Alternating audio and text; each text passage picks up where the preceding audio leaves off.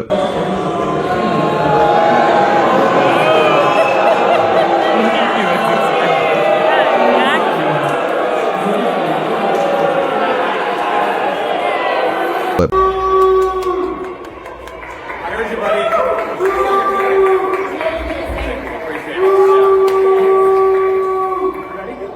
is the guy who thinks people don't deserve law and order in their own community. Mr. Vice President, how did it go? Guys, thank you.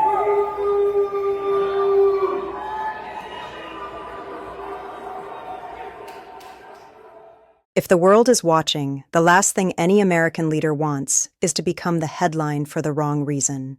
But that is exactly what happened. At the Winter Games in Milan, when the camera swept across the arena and flashed a familiar political face on the giant screen, the reaction was immediate.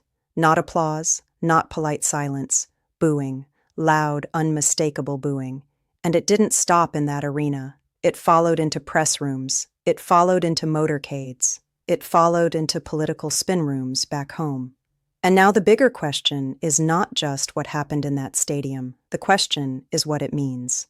Because when American political figures travel overseas, they are not just private citizens. They carry the weight of the country. Every reaction becomes a symbol. Every moment becomes international optics. And the Milan moment turned into something much larger than a few seconds on a jumbotron. Reports quickly circulated that security measures and motorcade logistics in the city caused significant traffic disruptions.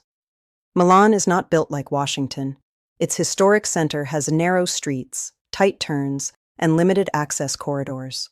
A large diplomatic motorcade can easily create gridlock in areas not designed for heavy convoy movement.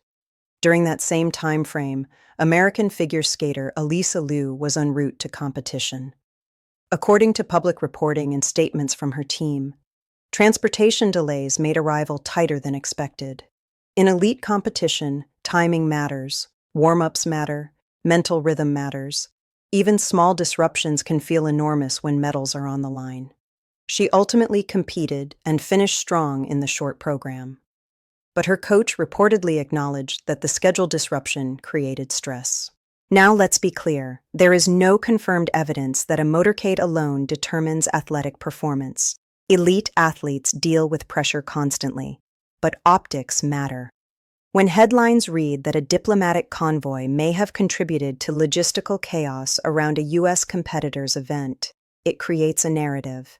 And narratives travel fast. At the opening ceremony, the reaction in the arena set the tone. Public reactions to American political leaders abroad have varied for decades. Sometimes they are welcomed warmly. Sometimes they face protests. Sometimes they face visible disapproval. It depends on the political climate of the moment. When reporters later asked Donald Trump about the booing, his response framed it as unsurprising for someone in a foreign country, while also stating that such reactions would not occur domestically. They're doing a great job. Did you see that the Vice President got booed during the opening ceremony, though? What do you make of that sort of frosty? The Vice President got booed during the opening ceremony. What do you make of that frosty? No, I didn't see that. Is that true? Is that right? Yeah. It's surprising because people like him. Well, I mean, he is in a foreign country, in all fairness, but he doesn't get booed in this country. Is there a particular... That claim quickly collided with video evidence circulating online showing mixed receptions for political figures at U.S. venues as well. Public reaction in America is not uniform. In highly polarized times, applause and protest often exist in the same space. This is not new. In modern politics, leaders routinely face divided audiences. Sporting events, cultural institutions, and public gatherings often become flashpoints for visible political expression. We have seen cheers. We have seen chants. We have seen boos. It is part of the current era. But the Milan moment landed differently because it was international. It played out before a global audience. The Winter Games are not just a sporting event, they are a diplomatic stage. Cameras broadcast not just athletes but also symbolism, and symbolism has consequences. When the story shifted from the arena to questions about traffic disruptions and competition timing, it fed into a larger narrative that critics have been building for months, that political spectacle is overshadowing substance. Supporters argue that security is non-negotiable. Any high-profile American official traveling abroad requires layered protection. Motorcades are not optional. They are standard protocol. Disruptions can occur in any major city under such conditions. Critics counter that coordination should minimize impact, especially during an event of global scale.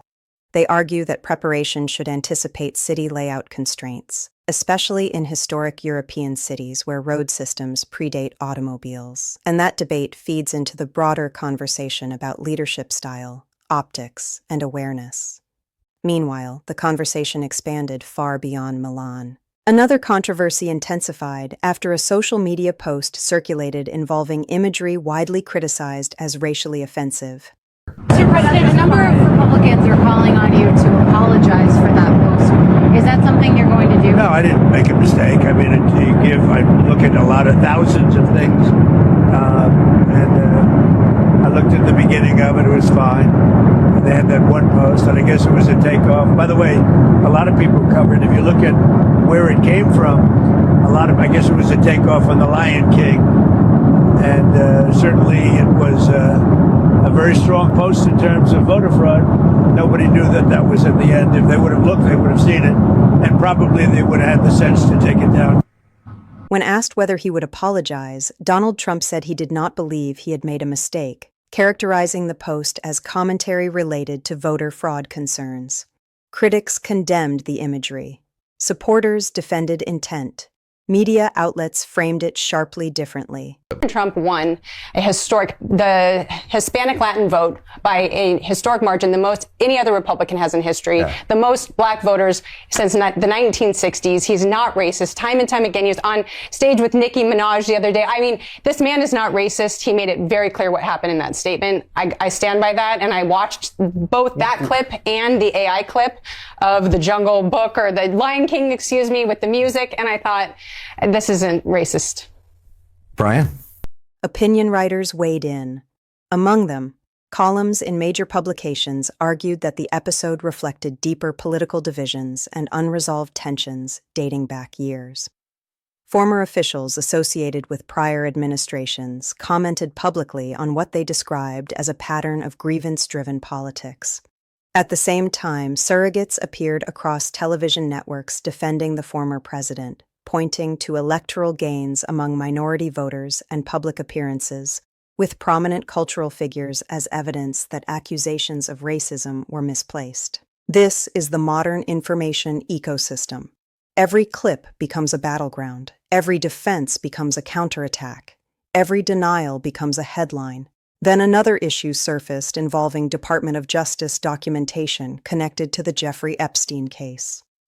Investigative reporter Julie K. Brown, who previously exposed significant details in the case through reporting at the Miami Herald, raised questions about the availability of certain prosecution memoranda on the DOJ website. Documents labeled as attorney work product and referencing Federal Rule of Criminal Procedure 6E, which governs grand jury secrecy, were reportedly removed after media inquiries. Legal analysts note that deliberative process and grand jury confidentiality protections are standard in federal practice. Others argue that transparency laws may require broader disclosure with victim identities redacted. That dispute is ongoing. But again, the optics matter. In a polarized climate, document removal, even if procedural, fuels suspicion, especially when tied to a case that already carries global notoriety. At the same time, cultural commentary programs aired controversial jokes that critics described as anti-Semitic or inflammatory. The line between satire and offense remains heavily contested in political media. Some viewers see provocation, others see normalization of harmful rhetoric. And in the middle of all of this, American athletes stood on international ice and spoke about identity, policy, and community. Figure skater Amber Glenn publicly addressed concerns about LGBTQ+ rights and political policy, stating that athletes cannot separate daily life from political decisions that affect them. That statement reignited a familiar debate. Should athletes speak out, or should they remain silent? History shows this is not a new question. From civil rights protests to Olympic podium gestures, sports and politics have intersected repeatedly. The difference now is speed. Social media accelerates every comment. Every sentence becomes instant global dialogue. So what does it all add up to? An opening ceremony reaction, a traffic controversy, a disputed social media post, questions about document transparency, media arguments, cultural backlash, athlete activism. Each event alone might fade. Together, they create a cumulative effect. And that effect is perception. International perception shapes alliances. Domestic perception shapes elections. Media perception shapes momentum. When critics say a leader is being trashed by the entire world, what they often mean is that multiple global flashpoints are happening at once, amplifying each other. It feels constant. It feels loud. It feels relentless. Supporters see something different. They see coordinated opposition. They see hostile press. They see cultural institutions leaning one direction. Both interpretations exist simultaneously in American politics. But here is the core reality. In a hyper-connected world, optics travel faster than facts. Reaction spreads before analysis, and leaders are judged not just on policy outcomes, but on moments, seconds of video, a single post, a single sound from a stadium crowd. The Milan reaction was one of those moments, not because of the volume of the boos alone, but because of what they symbolized in the larger narrative.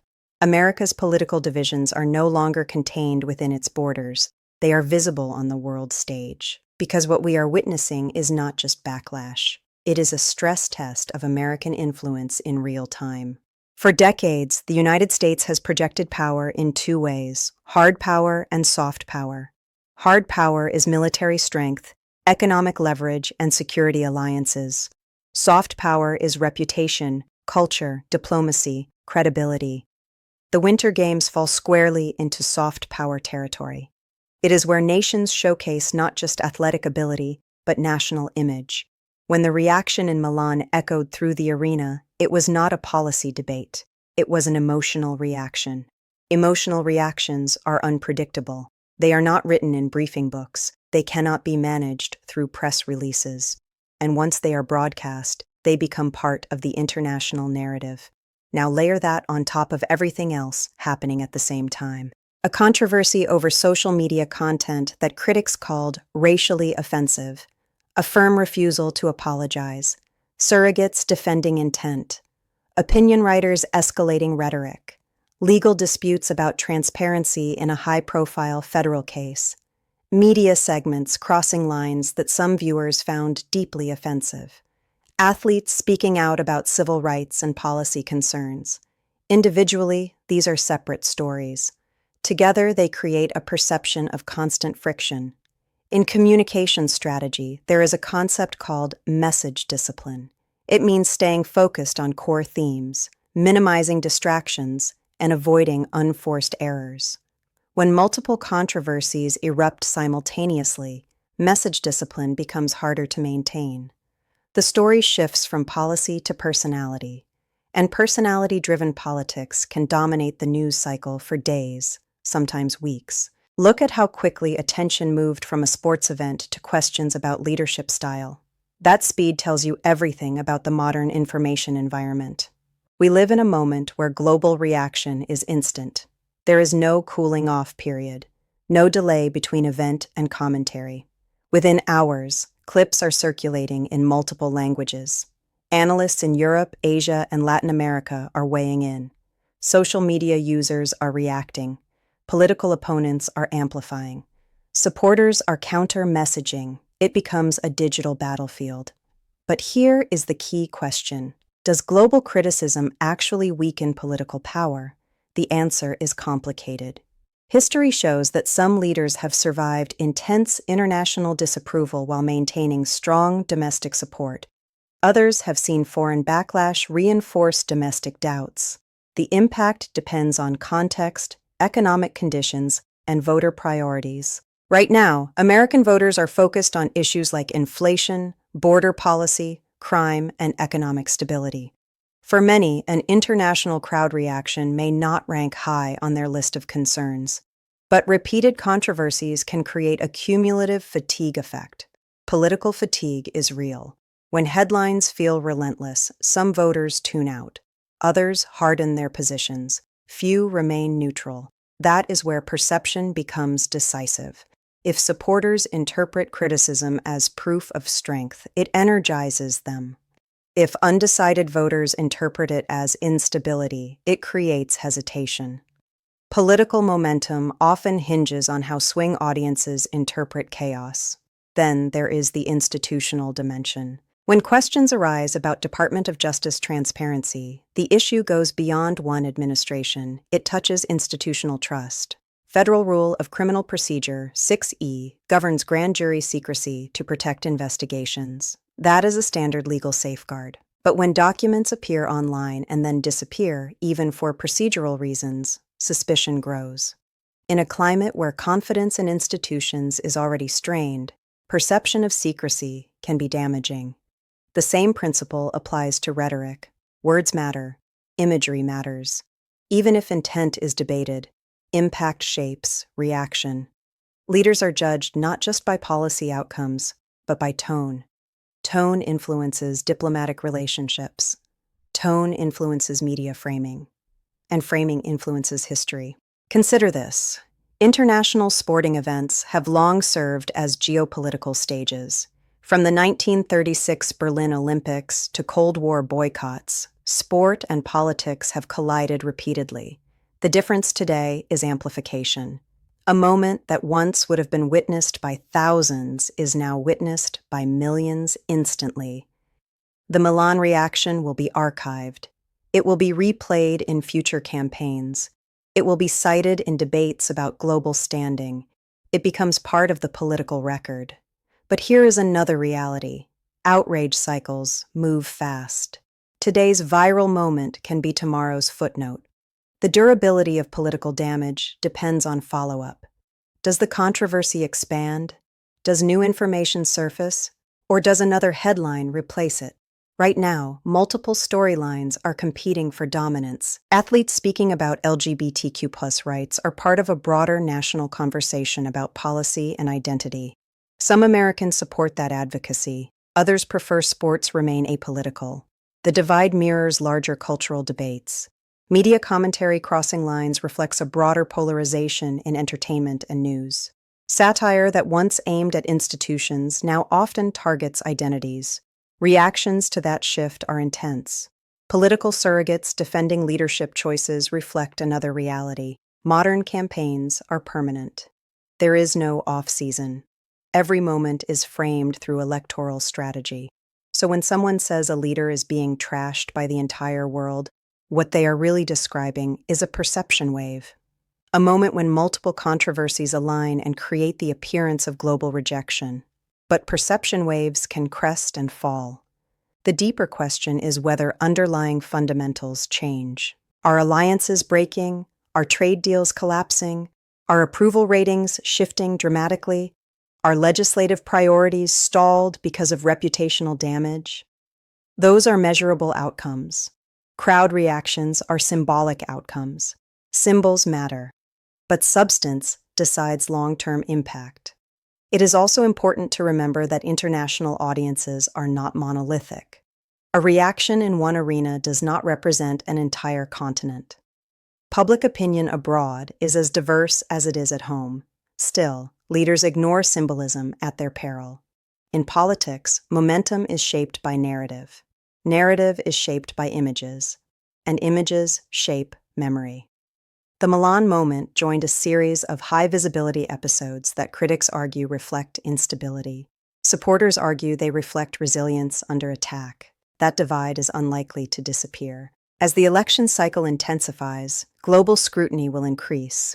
Foreign leaders will calibrate their responses carefully. Markets will react to perceived stability. Media outlets will continue to frame events through ideological lenses, and American voters will ultimately decide what matters most to them. Is it international approval, domestic economic performance, cultural alignment, institutional trust? Those priorities vary widely across the electorate. What is undeniable is that the world is watching more closely than ever. Technology ensures that no moment stays local. A sound in an arena becomes a headline in hours. And in this era, leadership is not just about governing. It is about managing perception across borders, platforms, and cultures simultaneously. The Milan reaction was one moment in that broader test. Whether it marks a turning point or simply another chapter in a turbulent political era will depend on what happens next. If controversies continue stacking without resolution, the perception wave may grow stronger. If focus shifts back to policy achievements or economic indicators, attention may recalibrate. Political history is filled with moments that felt decisive in real time but faded later. It is also filled with moments that seemed small but signaled larger shifts. We are too close to know which this will be. But one thing is clear. In a world where optics travel faster than policy, leaders are judged instantly and globally. The arena is no longer just a stadium, it is the planet, and every reaction echoes.